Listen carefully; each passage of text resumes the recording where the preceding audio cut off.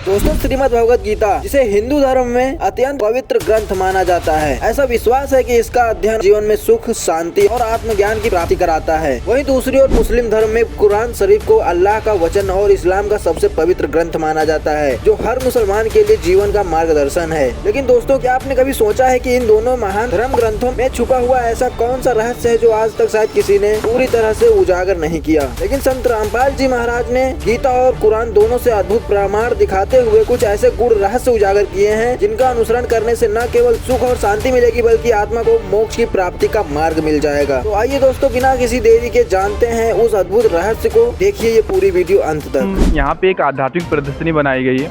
यहाँ पे हमने एक पोस्टर देखा, कुरान शरीफ से रिलेटेड कुछ पोस्टर है। तो इस पोस्टर से हमें देखने के बाद पता चला कि संत रामपाल जी महाराज तो बोल रहे थे सनातन धर्म को वो प्रतिष्ठित कर रहे हैं, लेकिन इस पोस्टर में तो संत रामपाल जी महाराज मुसलमान धर्मों के भी बारे में बता रहे हैं। तो इसमें हमें थोड़ी सी डाउट हो रही थी। तो यहाँ पे जो संत रामपाल जी महाराज के शिष्य हैं वो मिले, तो उनसे हम एक बार डिस्कस करते हैं, एक बार जानने की कोशिश करते हैं। संत रामपाल जी महाराज तो सनातन धर्म के बारे में बताते हैं और संत रामपाल जी महाराज दूसरी तरफ मुसलमान धर्म के तरफ ले जा रहे हैं। तो ये क्या कनेक्शन है, एक बार जानने की कोशिश करते हैं। नमस्कार बहन। बहन, आपका क्या नाम है? एक बार आप अपना परिचय दे दें थोड़ा। मेरा नाम प्रिया और मैं गुड़गांव से आई हूँ। जी, तो बहन आप थोड़ा ये बताएं कि ये जो पोस्टर में संत रामपाल जी महाराज यहाँ पे कुरान शरीफ के बारे में एन सिन काफ है, कुरान शरीफ सूरत 42 आयत 1 और 2 है, ये क्या है? ये थोड़ा एक बार हमें बताएं जरा। जैसा कि आपने बोला कि संत रामपाल जी महाराज जी हिंदू धर्म को प्रमोट कर रहे हैं, वो सनातन धर्म की प्रतिष्ठा करना चाहते हैं। बिल्कुल सही है, संत रामपाल जी महाराज जी सत्य सनातन धर्म की प्रतिष्ठा करना चाहते हैं। और परमात्मा किसी एक धर्म को लेके नहीं चलते, परमात्मा चारों धर्मों को एक साथ लेके चलते हैं। परमात्मा अपनी वाणी में बोलते हैं कि जीव हमारी जाति है, मानव धर्म हमारा, हिंदू मुस्लिम सिख ईसाई कोई धर्म नहीं, कोई न्यारा। तो संत रामपाल जी महाराज जी वर्तमान में एक ऐसे संत है जो कि चारों धर्मों को एक साथ लेके चारों धर्मों के चारों सदग्रंथों को विद प्रूफ संत रामपाल जी महाराज जी ने बताया कि हमारे सदग्रंथों में क्या लिखा है। रही बात कुरान शरीफ में, यहाँ जो मंत्र बताया गया है एनसीन का, जो ये मंत्र यहाँ बताया गया है, ये वो मंत्र है, ये सांकेतिक मंत्र है जो कि सिर्फ पूर्ण परमात्मा आकर धरती पर बता सकते हैं। जो मुसलमान समाज में जो गुरु हैं, जो मुल्ला और काजी, उनका मानना ये है इस मंत्र का भेद कोई भी खोल नहीं पाया, और ये सिर्फ जो मंत्र का भेद है वो सिर्फ पूर्ण परमात्मा के खोल सकते हैं। और आज के वर्तमान समय में सिर्फ संत रामपाल जी महाराज जी जिन्होंने इस मंत्र का भेद खोला है। ऑन दी अदर हैंड आप देखोगे श्रीमद् भगवद गीता में भी इस चीज़ का प्रूफ है। गीता अध्याय 17 श्लोक 23 में ओम तत्सत मंत्र के भेद बताया गया है, वो भी संत रामपाल जी महाराज जी ने हमें बताया है। जी, तो मतलब आपके कहने का मतलब है कि जो कुरान शरीफ है और गीता में दोनों में जो सांकेतिक मंत्र है, जो मोक्ष मंत्र है, वो दोनों लिंक है। जैसा आपने बताया ओ एन सिन काफ और गीता में ओम तत्सत, तो ये दोनों में लिंक है। तो ये तत्वदर्शी संत बताते हैं, आपका यही कहना है? जी बिल्कुल, ये भेद सिर्फ पूर्ण परमात्मा ही धरती पर आकर खोल सकते हैं, जो कि संत रामपाल जी महाराज जी के रूप में धरती पर अवतरित है। दोस्तों, संत रामपाल जी महाराज ऐसे अद्भुत संत हैं जो सभी धर्मों को एक साथ लेकर चलते हैं। आज हर धर्म, हर पंथ के लोग संत रामपाल जी महाराज की शरण में आ रहे हैं और उनके बताए हुए मार्ग पर चलकर अपना जीवन सफल बना रहे हैं। आइए अब आपको दिखाते हैं कि क्यों सभी धर्म व सभी पंथ संत रामपाल जी महाराज जी द्वारा चलाए गए आदि सनातन धर्म में मिल जाएंगे। गीता अध्याय 17 श्लोक 23 में बताया गया है कि पूर्ण परमात्मा को पाने का ओम तत्सत मंत्र है जो सांकेतिक है। सामवेद संख्या नंबर 822 में भी यही कहा गया है कि उस परमात्मा को पाने का भी त्रितस्य नाम है, यानी 3 नाम का मंत्र है जो सांकेतिक है। दर्शकों, अब आपको पवित्र कुरान शरीफ का एक ऐसा भेद बताते हैं जिसे जानकर आप हैरान रह जाएंगे। पवित्र कुरान शरीफ में 2 आयत ऐसी हैं जिनके बारे में सभी अनुवादक स्वयं कहते हैं कि इन 2 आयतों का अर्थ स्वयं खुदा ही जानता है। वो 2 आयत कौन सी हैं? आइए दिखाते हैं। दर्शकों, ये है पवित्र कुरान शरीफ की सूरह अश सूरा 42 की आयत नंबर 1 और 2, जिसमें आप देख रहे हैं कि जिसमें एन सीन काफ अक्षरों का अर्थ नहीं किया गया है। आइए इसे विस्तार से समझाते हैं। एन अरबी भाषा की वर्णमाला का अक्षर है जो देवनागरी यानी हिंदी वर्णमाला का अ अक्षर है। सीन अरबी भाषा की वर्णमाला का अक्षर है जो देवनागरी हिंदी भाषा का स अक्षर है। इसी तरह काफ भी अरबी वर्णमाला का अक्षर है जो देवनागरी हिंदी वर्णमाला का क अक्षर है।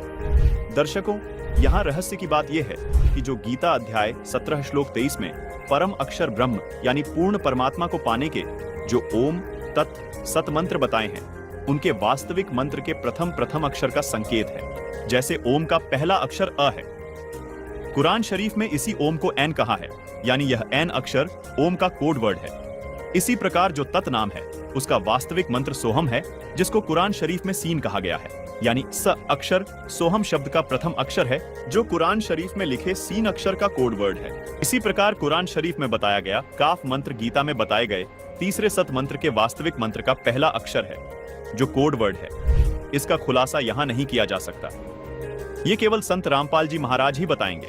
दर्शकों, यदि आपको मोक्ष कराना है तो धर्म व पंथ की सीमाओं से ऊपर उठकर एक होना पड़ेगा।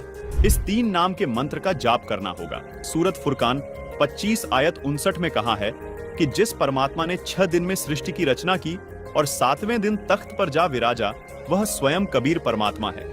उसकी खबर किसी बाखबर यानी कि तत्वदर्शी संत से पूछो। दर्शकों, मजे की बात यह है कि गीता जी में भी अध्याय 4 श्लोक 34 में तत्वदर्शी संत के पास जाने को कहा है। दर्शकों, ये 3 सांकेतिक नाम जो गीता, वेद व कुरान शरीफ में बताए गए हैं, ये मंत्र संत रामपाल जी महाराज सन 1997 से अपने शिष्यों को दीक्षा में दे रहे हैं।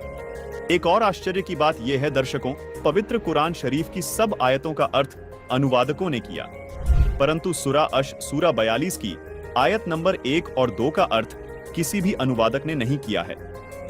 इससे भी स्पष्ट हो जाता है कि पूरा मुस्लिम समाज इस मूल मंत्र के रहस्य को नहीं जानता, जो पूर्ण कल्याणकारक है, जिसको खुदा कबीर ने संत गरीब दास को बताया तथा फिर संत रामपाल जी तक पहुंचाया है। दर्शकों, सबसे बड़ी हैरानी की बात यह है कि आज तक सूरा 42 की इन आयतों का अनुवाद किसी भी अनुवादकर्ता ने नहीं किया है, लेकिन संत रामपाल जी महाराज जी द्वारा लिखी पुस्तक मुसलमान नहीं समझे ज्ञान कुरान में इन आयतों व मंत्रों एन सीन काफ को पेज नंबर 12 पर पूरे विस्तार से समझाया है।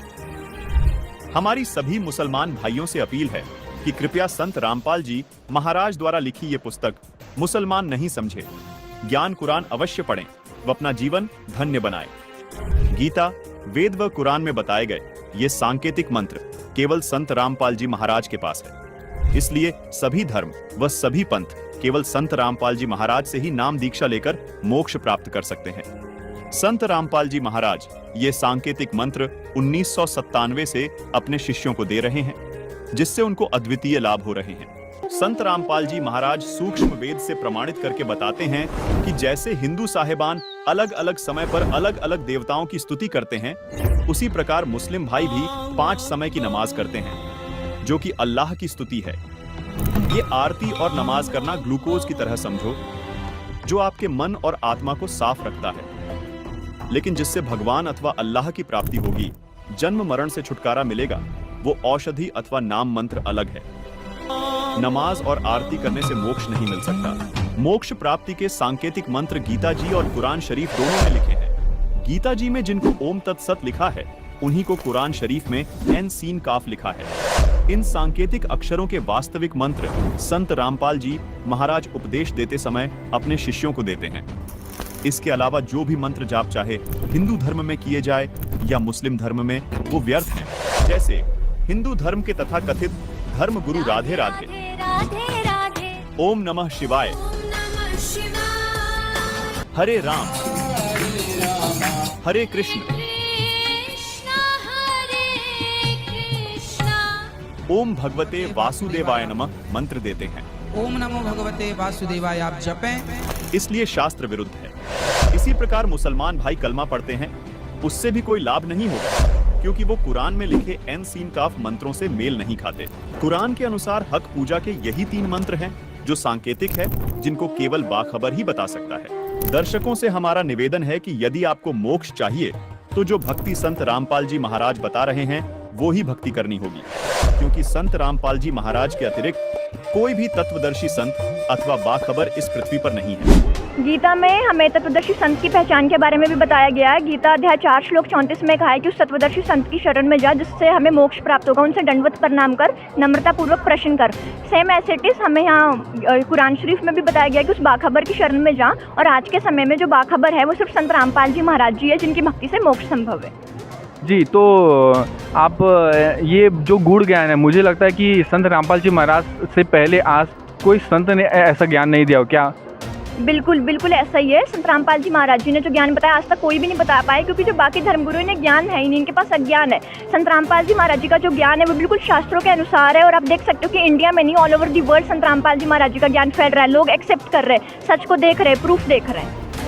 दोस्तों, जैसा कि आपने इस वीडियो में देखा, पवित्र कुरान शरीफ में जिस बाखबर का जिक्र किया गया है और पवित्र श्रीमद् भगवत गीता में जिस तत्वदर्शी संत की पहचान कराई गई है, वो कोई और नहीं बल्कि संत रामपाल जी महाराज हैं। चाहे आप हिंदू हो या मुसलमान, अगर आप सच्चे परमात्मा को पाना चाहते हैं और अपने इस दुर्लभ मनुष्य जीवन का कल्याण कराना चाहते हैं, तो आज ही संत रामपाल जी महाराज से जुड़िए। इस अनमोल ज्ञान को पूरी तरह से समझने के लिए अभी संत रामपाल जी महाराज यूट्यूब चैनल पर सत्संग देखें और संत रामपाल जी महाराज ऐप से निःशुल्क पुस्तकें डाउनलोड करके अवश्य पढ़ें। धन्यवाद।